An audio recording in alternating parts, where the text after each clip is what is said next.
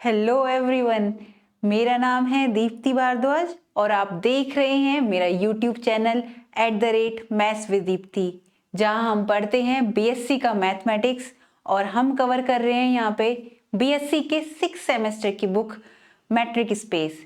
और आज का हमारा टॉपिक है open sphere and close sphere in usual matric space. अब आपके मन में एक क्वेश्चन आ रहा होगा कि मैम आपने इससे पहले भी ओपन स्फीयर पढ़ाया है जो मैट्रिक स्पेस में पढ़ाया था, फिर आपने डिस्क्रीट मैट्रिक स्पेस में भी पढ़ाया है ओपन स्फीयर और क्लोज स्फीयर, अब आप यूजुअल मैट्रिक स्पेस में पढ़ा रही हो।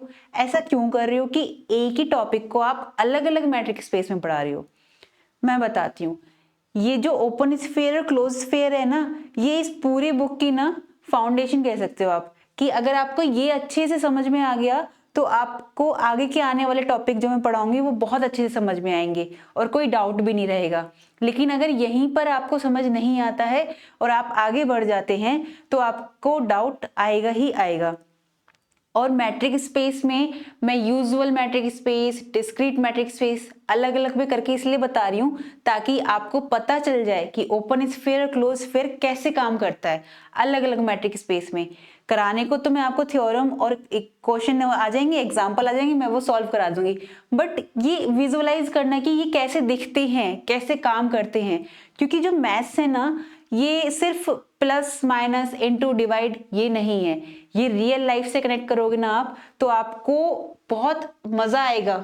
और जिन बच्चों को डर लगता है ना कि मैथ्स ले ली हमने और पता नहीं कैसे होगा, तो मैथ्स से घबराने की जरूरत ही नहीं है, आपको मैथ्स से प्यार हो जाएगा। इतना प्यारा सब्जेक्ट है ये। लेकिन ये तभी होता है जब हमारे कॉन्सेप्ट क्लियर होते हैं। तो यहाँ जब मैं बैठी हूँ यहाँ पर तो आपको इस बात से डरने की जरूरत है ही नहीं कि भाई हमने मैथ्स तो ले लिया, अब हम कैसे करें। रियल लाइफ से कनेक्ट करेंगे और बहुत ही मजे में पढ़ेंगे, इंटरेस्टिंग वे में। तो ठीक है, आज का टॉपिक मैं स्टार्ट करती हूँ कि यूजुअल मैट्रिक स्पेस में हम कैसे पढ़ते हैं या कैसे देखते हैं ओपन स्फीयर और क्लोज स्फीयर को। इससे पहले मैं डिस्क्रीट मैट्रिक स्पेस में भी पढ़ा चुकी हूँ और मैट्रिक स्पेस में भी पढ़ा चुकी हूँ इन्हीं टॉपिक को। जिन्होंने नहीं देखा हो वो वीडियो देख ले, मैं अपने डिस्क्रिप्शन बॉक्स में उसका लिंक दे दूंगी, तो आप वहां जाके चेकआउट कर लीजिएगा। तो चलिए आगे बढ़ते हैं कि usual matric space. Usual matric space हमारी होती है कि डी एक्स वाई यानी दो पॉइंट के बीच की डिस्टेंस दे रखी है हमें। मैंने आपको बताया था कि मैट्रिक स्पेस पहले हम ये समझते हैं, हाँ अब सही है, कि D जो है मैट्रिक स्पेस ना डिस्टेंस पे ही काम करती है। ये मैं आपको हर लेक्चर में बताती हूँ कि मैट्रिक स्पेस हमेशा डिस्टेंस पे काम करती है। किसके बीच की डिस्टेंस? दो पॉइंट के बीच की डिस्टेंस। वो दो पॉइंट ये x एंड y है जिनके बीच की डिस्टेंस हम लेकर चलते हैं, ठीक है। तो ये D जो होता है ये मैट्रिक स्पेस की चार प्रॉपर्टी होल्ड करता है। वो चार प्रॉपर्टी होती है M1, M2, M3 and M4। तो यही चार प्रॉपर्टी होती है मैट्रिक स्पेस की। जो ये D अगर ये होल्ड कर ले तब जो हमारा ऑर्डर पेयर होता है XD, ये हमारा क्या कहलाता है? ये हमारा मैट्रिक स्पेस कहलाता है। ये तो हो गई मैट्रिक स्पेस। अब हम बात करें यूजुअल मैट्रिक स्पेस की। यूजुअल मैट्रिक स्पेस जो होती है हमारी वो इस तरह से डिफाइन होती है कि dxy यानी दो पॉइंट के बीच की डिस्टेंस है वो इस तरह से डिफाइन है मॉडुलस में। और किसके लिए? क्योंकि हम रियल नंबर का सेट ही लेते हैं इसमें, तो x और y बिलोंग करेंगे रियल नंबर में, जहां पर r जो है सेट ऑफ रियल नंबर है और d जो है यूजुअल मैट्रिक है। किस पर? D यूजुअल मैट्रिक होती है उस सेट पर, जो सेट लिया है हमने लिया है R, और XD यानी कि ये जो RD जो ऑर्डर पेयर बनेगा यहाँ से RD हमारा जो ऑर्डर पेयर बनेगा ये यूजुअल मैट्रिक स्पेस कहलाएगा पूरा। ठीक है, ये तो हो गई यूजुअल मैट्रिक स्पेस की डेफिनेशन। अब यहाँ पर ओपन स्फीयर हम इस तरह से डिनोट करते थे ना ओपन स्फीयर को कि s x naught r is equal to आएगा एक्स बिलोंग करेगा कैपिटल एक्स में और डिस्टेंस जो होगी एक्स एक्स नोट के बीच की वो लेस देन आर होगी, जहां पर एक्स नोट हमारा सेंटर होगा और आर हमारी रेडियस होगी। ठीक है, अब ये तो मैंने ऐसे बता दिया, मैं इसको इस तरह से बताती हूँ। ये हमारा एक्स डी कोई मैट्रिक स्पेस है, इसके बीच में मैंने एक पॉइंट ले लिया एक्स नॉट ठीक है, ये आर रेडियस है मेरे पास और मैंने एक ओपन स्फीयर बना दिया एक्स नोट को सेंटर मानते हुए। ये डेफिनेशन कह रही है। ठीक है, अब इसमें इसने कहा है कि इस x के उन सभी पॉइंट के लिए एक ऐसी डिस्टेंस का कलेक्शन लेंगे। ओपन स्फीयर क्या होता है? कलेक्शन होता है उन सारी डिस्टेंस का जो x नोट, जो कि फिक्स पॉइंट है क्योंकि सेंटर है, इससे x के लिए, x के उन एलिमेंट के लिए जो इसके अंदर आ रहे होंगे, जिसकी डिस्टेंस x नोट से कैसी आनी चाहिए? छोटी आनी चाहिए, r से छोटी आनी चाहिए। एक्स नोट को फिक्स करते हुए बाकी जितने भी एक्स ले रहे हैं जो कैपिटल एक्स में आ रहे हैं, उनके बीच की जितनी भी डिस्टेंस बनती है वो सारी की सारी डिस्टेंस इस ओपन स्फीयर में आ जाएगी। कब? जब उनकी रेडियस क्या होगी, यानी डिस्टेंस क्या होगी? आर से छोटी होगी। ये ओपन स्फीयर कहता है।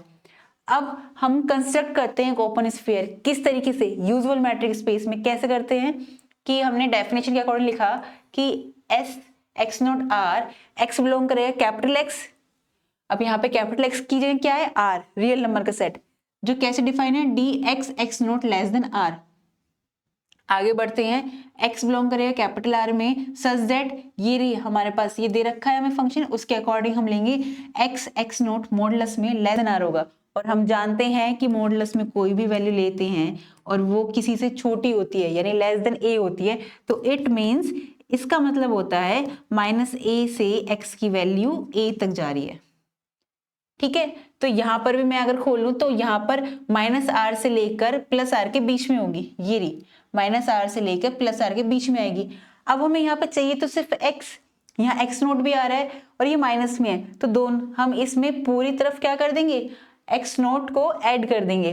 तो यहाँ पे एक्स नोट माइनस आर बन गया, लेस देन यहाँ एक्स नोट प्लस करेंगे तो माइनस और प्लस कैंसिल आउट हो जाएगा और यहाँ पर एक्स नोट प्लस आर आ जाएगा। तो ये हमारा क्या बन गया? एक ओपन इंटरवल बन गया। यहाँ पर x हमारा रियल नंबर में चल ही रहा है और यहाँ पे x हमारा x बिलोंग कर रहा है किसमें? ओपन इंटरवल में। तो जो मैंने देखा इन दोनों का इंटरसेक्शन लिया मैंने, तो इंटरसेक्शन लेने पे हम इसे कैसे लिख सकते हैं? मैं आपको दिखाती हूँ यहाँ पर, क्योंकि हमें विजुअलाइज करना है कि ये काम कैसे करता है। ये देखो, ये रियल लाइन है, 0 हमने क्या लिया है? हाँ, 1 1 2 3 ये जा रहा है अब तक। यहाँ पे -1 -2 -3 ये जा रहा है। तो यहाँ पर एक्स नोट माइनस आर और x naught plus r, x naught मैंने मान लिया कि सेंटर मेरा यहाँ पर है कोई, ये लो, ये मैंने मान लिया यहाँ पर कोई सेंटर है, ये एक्स नोट। तो एक्स नोट में माइनस आर करेंगे और प्लस आर करेंगे, माना मेरे पास ये एक ऐसे बन गया, ये बन गया, ये दिखा। तो ये कहने को क्या है? ये है तो हमारा ओपन इंटरवल ही, ये है तो हमारा ओपन इंटरवल और ये ओपन स्फीयर की तरह काम कर रहा है। तो यही मैं दिखाना, विजुअलाइज कराना चाह रही हूँ कि रियल लाइन पर हमारे जितने भी सेट हम ले लेते हैं, अगर हम ओपन इंटरवल ले लेते हैं तो ये इसका इंटरसेक्शन लेंगे, इस बड़ी लाइन में से इंटरसेक्शन लेते हैं हम एक छोटे से पार्ट का, तो इंटरसेक्शन में क्या आता है? जो कॉमन होता है, और कॉमन क्या है? ये छोटा पार्ट। तो इट मीन्स एक्स बिलोंग हमारा किस में कर रहा है? X naught minus r comma x naught plus r, इस ओपन इंटरवल में। तो यहां से ओपन स्फीयर क्या निकल कर आया मेरे पास? यहां से ओपन स्फीयर निकल कर आया मेरा एक ओपन इंटरवल। तो यहां से क्या इंप्लाइज करते हैं हम कि ओपन स्फीयर को हम ओपन इंटरवल भी बोलते हैं, या ये कह दें कि ओपन इंटरवल हमारा ओपन स्फीयर ही होता है। यहां से हमें ये पता चला, देखा कैसे विजुअलाइज हुआ ये। अब नेक्स्ट हम आगे पढ़ते हैं, ये था ओपन स्फीयर कंस्ट्रक्ट करने के लिए। अब है क्लोज स्फीयर को, कि कंस्ट्रक्ट क्लोज स्फीयर इन यूजुअल मैट्रिक स्पेस। यहां पर हम ये देखो, क्लोज स्फीयर की जो डेफिनेशन थी वो क्या थी? S close interval x naught r आनी चाहिए, एक्स बिलोंग कर रहा है उन सभी स्मॉल एक्स के लिए जो कैपिटल एक्स में बिलोंग करते हैं, सच दैट कैसे कि d x x naught less than equal to r होना चाहिए। लेस देन इक्वल टू का साइन भी आ जाता है, तो वही लिखा गया है क्लोज इंटरवल की, क्लोज स्फीयर की डेफिनेशन के अकॉर्डिंग कि x बिलोंग कर रहा है आर में, क्योंकि यूजुअल मैट्रिक स्पेस लिया है इसलिए आर आएगा, x x naught less than equal to r. Next line में बढ़ते हैं कि x r में तो बिलोंग कर रहा है और ये हमें कैसे डिफाइन है, x naught less than equal to r, तो ये वैसे ही फिर माइनस r से प्लस r के बीच में आ जाएगा। यहाँ पे x नोट आ रहा है माइनस में तो ऐड कर देंगे, तो यहाँ पर ऐड करेंगे, यहाँ से हट जाएगा, कैंसिल आउट हो जाएगा, ये आ गया और ये हमारा क्लोज इंटरवल बन गया। नेक्स्ट लाइन में यहाँ x बिलोंग कर रहा है r में और x बिलोंग कर रहा है इस क्लोज इंटरवल में भी। इट मीन्स इसको फिर से अगर मैं देखूं, ये देखो, ये मान लो ये 0 1 2 3 3 -1 -2 -3 अप टू जा रहा है, ठीक है। मैंने कोई पॉइंट यहाँ पे माना x नोट, यहाँ से वो कहीं यहाँ तक जा रहा है और ये क्लोज, क्योंकि बाउंड्री पॉइंट भी आएंगे तो ये आ गया क्लोज इंटरवल। तो ये क्लोज इंटरवल जो बना मेरा यहाँ से, जो कि इंटरसेक्शन में आया मेरे पास क्लोज इंटरवल, रियल नंबर की लाइन में से अगर मैं ये छोटा पार्ट लूँ तो ऑब्वियसली छोटा पार्ट ही आएगा, क्योंकि इंटरसेक्शन का मतलब क्या होता है, कॉमन पार्ट। तो ये हमने कॉमन पार्ट लिया। यहाँ से मेरे पास एस क्लोज इंटरवल यानी close open sphere, sorry close sphere X naught जहां सेंटर है, आर रेडियस है, वो क्या निकल के आया, X naught minus R, x naught plus R, close interval निकल कर आया। तो यहां से भी हमें क्या पता चलता है कि क्लोज्ड स्फीयर क्लोज इंटरवल ही होता है और ओपन स्फीयर ओपन इंटरवल होता है। अगर मैं कोई एग्जांपल लूं यहीं से कि मैंने एक्स नोट की वैल्यू मान ली, क्या मानी मैंने, 1 मान ली और r की वैल्यू मान ली मैंने 4। तो अगर मैं यहाँ से क्लोज इंटरवल सेंटर यानी 1 और रेडियस r इसकी वैल्यू निकालूं तो मेरे पास कैसा इंटरवल निकल कर आएगा, देखते हैं। चलो यहाँ पे रखेंगे x नोट की वैल्यू 1 और r की वैल्यू 4 यानी कि माइनस का 3, और यहाँ पे रखेंगे 4 + 1 5। अब अगर मैं इसे यहाँ से देखूं, ये देखो, अगर मैं इसे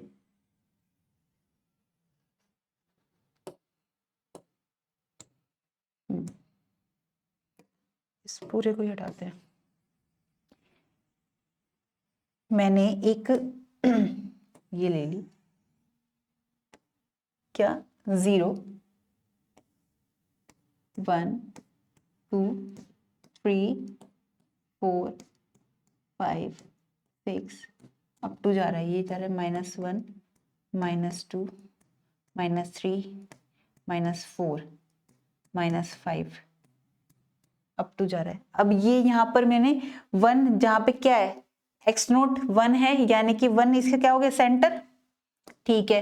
1 मैंने सेंटर माना, ये रहा मेरा पास 1, ये है एक्स नोट जो कि सेंटर माना है मैंने 1, और r इसकी क्या है, रेडियस होनी चाहिए। लेकिन अब ये हमें देखना है -3 से 5 के बीच में आ रहा है, -3 से 5 के बीच में क्लोज इंटरवल बन रहा है मेरे पास, ये बना। अगर मैं इसे क्लोज स्फीयर की तरह देखूं तो मैंने एक बात देखी, ये उतना अच्छे से नहीं आया है, अगर मैं देखूं यहां से, एक सेकेंड,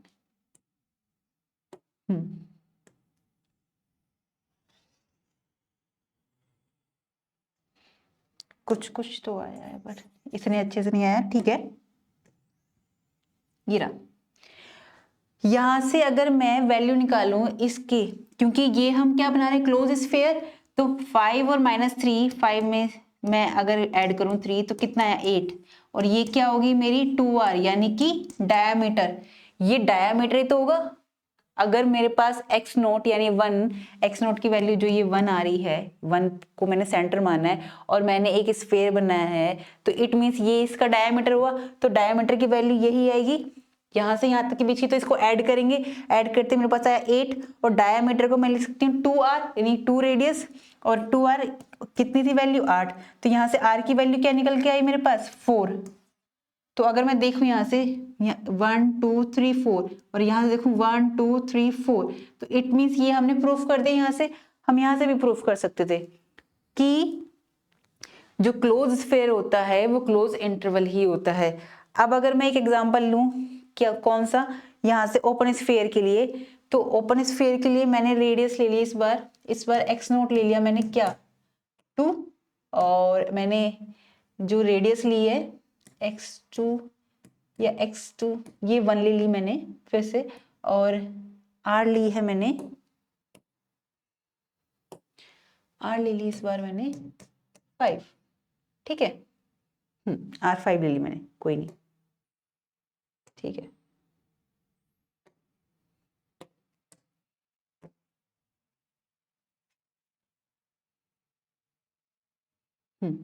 तो जब मैंने R5 ली है तो मैं एक रियल लाइन बनाऊंगी। यहाँ पे मैंने एक रियल लाइन ड्रॉ करी, 0 1 2 3। यहाँ पे अगर मैं वैल्यू रखूं तो S किसके लिए ले रही हूँ, सेंटर ले लिया मैंने 1 और रेडियस ली मैंने 5। तो यहां से मेरी क्या वैल्यू आएगी, यहाँ 1 रखूंगी, यहाँ मैं 5 रखूंगी तो आएगी यहाँ पे -4, और यहाँ पर कितनी आएगी 1 और 5 6, ठीक है। 3 4 5 6 7 8 9 10 ये चलता जाएगा। यहाँ पर -1 -2 -3 -4 -5 -6, ठीक है। तो यहाँ पर सेंटर क्या है मेरे पास, x0 1 है, तो ये मेरे पास x0 आ गया। ये किसकी वैल्यू आ गई, x0 = 1। अब -4 ये रहा, -4 6 ये रहा, तो यहां से यहां तक मेरा ये ओपन स्फीयर बन गया। ओपन स्फीयर अब बना है, ये देखो, यानी कि इसके बाउंड्री पॉइंट नहीं आएंगे। इसके बाउंड्री पॉइंट नहीं आएंगे। तो यहां से अगर मैं इसका डायमीटर निकालना चाहूँ तो 6 और 4 को ऐड करेंगे तो 10 आएगा, ये 2r के बराबर है। तो यहाँ से रेडियस निकालूंगी मैं, तो रेडियस क्या निकल के आएगी मेरे पास 5। और अगर मैं देखूँ यहाँ सेंटर x = 1 मानता, तो आगे मैं देखूँ 1 2 3 4 5, और यहाँ से देखूँ 1 2 3 4 5, तो रेडियस 5 आ रही है मेरे पास यहाँ से। तो यहाँ से भी हमने देखा है कि जो हमारे पास ये यहाँ पे ओपन था, ठीक है।